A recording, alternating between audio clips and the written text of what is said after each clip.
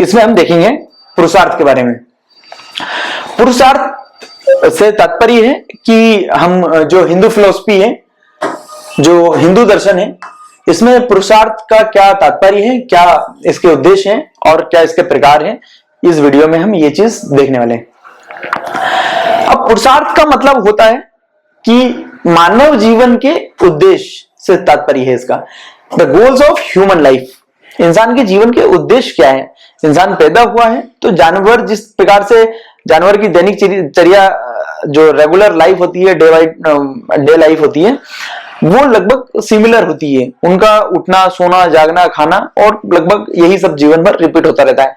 But इंसान के जीवन में कुछ हमारे धर्मशास्त्रों ने, हमारे जो रिलीजियस टीचिंग्स ने, हमारे रिलीजियंस ने कुछ उसका जो है लिमिट करने की कोशिश की और उसको डिफाइन करने की कोशिश की है कि ह्यूमन लाइफ है तो उसका कुछ पर्पस, कुछ उद्देश्य होना चाहिए। इसी को हम हिंदू फिलॉसफी में अगर देखें तो पुरुषार्थ से इस चीज को जो है डिस्क्राइब करने की कोशिश की गई है। पुरुषार्थ का मतलब है कि मानव जीवन के क्या क्या उद्देश्य हैं, क्या क्या गोल हैं। ये बताता है कि किस तरीके से जीवन को बैलेंस तरीके से जिया जाए, संतुलित तरीके से जीवन जीने के लिए, एक मीनिंगफुल जीवन जीने के लिए, एक उद्देश्यपूर्ण जीवन जीने के लिए, जीवन का कोई उद्देश्य है और एक एथिकल, नैतिक जीवन जीने के लिए इंसान को क्या क्या करना चाहिए, किस तरीके से वो एक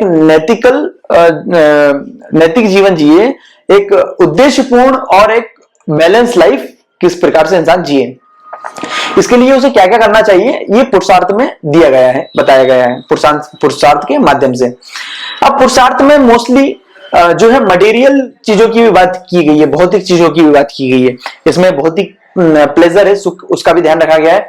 मोरल, जो हमारा नैतिक जीवन का नैतिक तात्पर्य है, मानव जीवन का नैतिक कॉर्नर है, उसको भी रखा गया है। इमोशनल, भावनात्मक पक्ष को भी रखा गया है इसमें, और स्पिरिचुअल, आध्यात्मिक पक्ष को भी रखा गया है।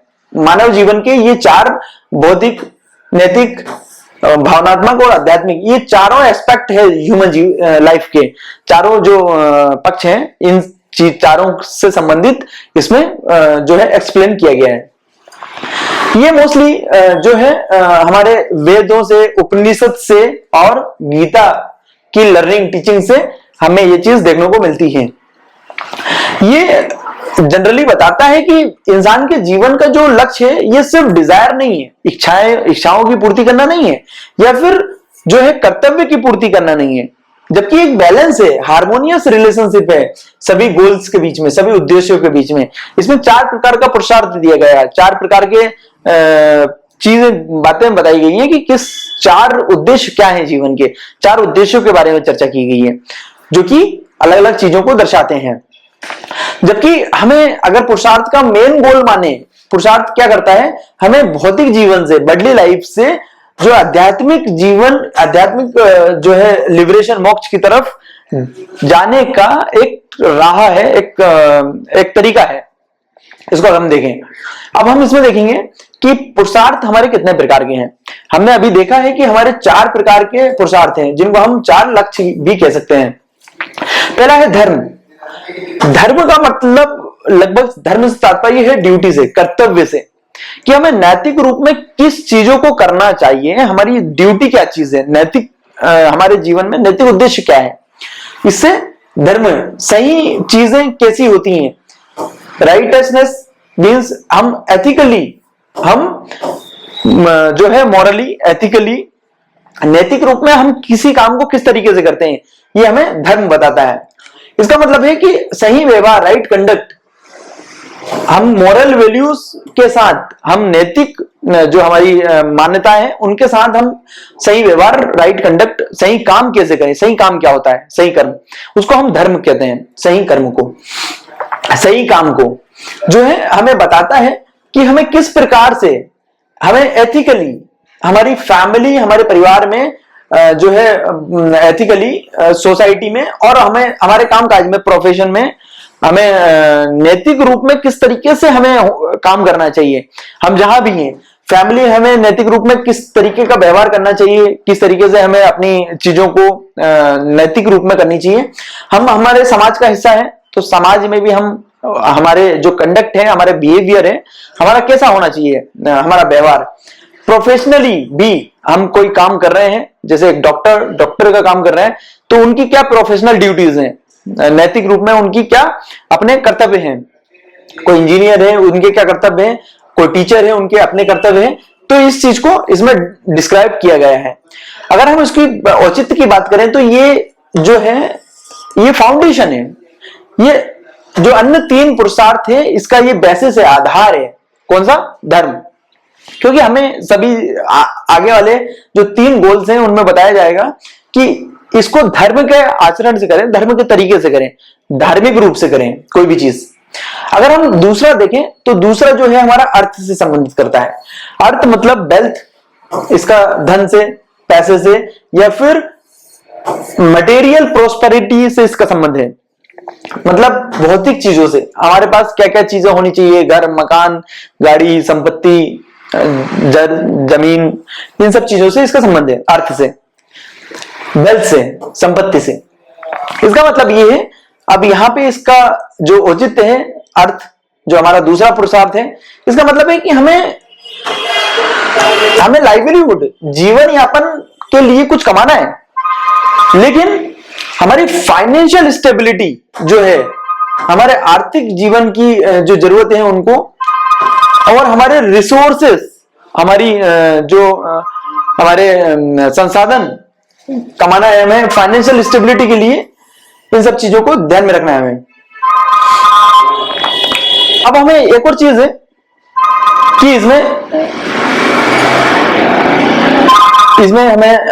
हमें हार्डवर्क करने के लिए इंकरेज करती है, हमें ज्यादा मेहनत करने के लिए, ज्यादा कमाने के लिए। बट कमाना कैसे? राइटनेस, हमें सही तरीके से कमाना है, धर्म को ध्यान में रखते हुए। ये हमें प्रोडक्टिविटी के लिए इंकरेज करती है, हमें ज्यादा से ज्यादा काम करना है। रेस्पॉन्सिबल वेल्थ क्रिएशन, जिम्मेदारी से हम जो है अपने वेल्थ क्रिएशन करें, हमारा धन संपत्ति कमाएं, लेकिन जिम्मेदारी वाले व्यवहार से। इसमें हमें ये बताया जाता है कि हमें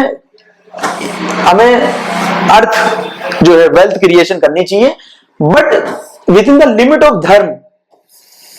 हमें धर्म जो हमारे कर्तव्य हैं, मोरालिटी के साथ जो नैतिक कर्तव्य है, नैतिकता के साथ हमें जो है हमारी वेल्थ क्रिएशन करना चाहिए, हमारे सारे कामकाज करने चाहिए। हमें जो भी प्रॉपर्टी बनाने के लिए या फिर हमें वेल्थ क्रिएशन करनी चाहिए, नौकरी करनी चाहिए, इसको हम धर्म में कर्तव्य का ध्यान रखते हुए, जिससे कि हमारी सोसाइटी, हमारी फैमिली या फिर जो है हमारी कम्युनिटी के लिए हम एक पॉजिटिव एसेट बन के उभरें और हम किसी को नुकसान ना पहुंचाएं, और लगभग सदव्यवहार के साथ हम अपना जो है वेल्थ क्रिएशन करें। जो थर्ड है वो है काम।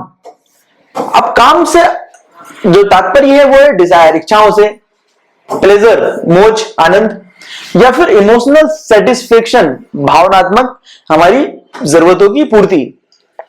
मोस्टली ये इसकी पूर्ति होती है इच्छाओं से, जैसे हम कोई चीज खरीद लाते हैं, कोई नई चीज ले आते हैं, तो ये भी हमें एक तरीका प्लेजर, डिजायर जो है काम, इसको हम कह सकते हैं।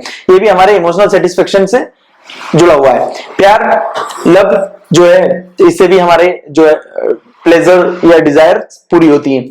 जो है आनंद, रिलेशनशिप्स, हमारे संबंधों से भी हमें प्लेजर मिलता है, डिजायर्स मिलती हैं। आर्ट, हम जो भी आर्ट कर रहे हैं, कोई कला कर रहे हैं, कोई काम कर रहे हैं, इससे भी हमारी डिजायर्स पूरी होती हैं, इससे भी हमें प्लेजर या इमोशनल सेटिस्फेक्शन मिलता है। और कंफर्ट से हम अपनी सुविधाओं को व्यवस्थित रूप से करें, इससे ये हमें इंकरेज करती है किस चीज के लिए, कि हम अपने जीवन में इमोशनल वेलबींग जो है, अपने भावनात्मक रूप से हम स्वस्थ रहें, अच्छे से रहें। इसके लिए इन सब चीजों की आवश्यकता होती है। लेकिन हमें इस चीज का ध्यान रखना है कि हमें जीवन में आनंद भी लेना है, इच्छाओं की पूर्ति भी करनी है, लेकिन हम इस चीज का ध्यान रखें कि हम हमारे धर्म का जो है कर्तव्य का, नैतिक कर्तव्य का पालन करते हुए हम आनंद लें, हम अपनी इच्छाओं की पूर्ति करें, और हम अपने भावनात्मक जो है हम सेटिस्फेक्शन, इमोशनल सेटिस्फेक्शन को ध्यान में रखें। जो फोर्थ है वो है, चौथा पुरुषार्थ है वो है, उसको मोक्ष कहते हैं, जिसको हम स्पिरिचुअल फ्रीडम भी कह सकते हैं। आध्यात्मिक रूप से आजादी, इसको हम मोक्ष कहते हैं, लिबरेशन भी कहते हैं। इसको फाइनली कहें तो ये हमारे जीवन का अंतिम उद्देश्य है, अल्टीमेट गोल है। इसको अगर हम देखें, इसका अंतिम उद्देश्य क्यों है? क्योंकि इससे हम चाहते हैं कि हमें मुक्ति मिल जाए। कैसे? हमें इस जीवन के जन्म मरण के चक्र जो है, जो साइकिल है लाइफ बर्थ का, हम अगली बार फिर से पैदा ही ना हो। हम इस बार ही अपने जो एज ए कर्मा थियरी पुराने सभी कर्मों को जो है उसका बैलेंस आउट करते हैं, उसका कुछ भी आगे के लिए बचा के ना रखें, जिससे कि हमें अगला जन्म लेना ही ना पड़े। साइकिल ऑफ लाइफ बर्थ से फ्रीडम, इसको अल्टीमेट गोल भी कहते हैं, अंतिम उद्देश्य भी कहते हैं। अब ये होता कैसे, इसको कैसे अचीव किया जा सकता है मोक्ष को? ये सेल्फ रियलाइजेशन, स्वयं को जान करके हम नॉलेज, ज्ञान के आधार पे, या फिर डिटेचमेंट, हम चीजों को छोड़ करके मोक्ष की तरफ जा सकते हैं, या अपने ज्ञान को बढ़ा करके।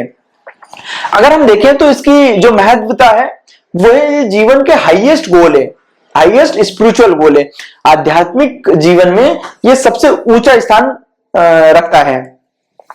अगर हम पुरुषार्थ का रिलेवेंस देखें, आज के समय में जो पुरुषार्थ है, इसका क्या उद्देश्य है, क्या महत्व है? ये हमें बैलेंस लाइफ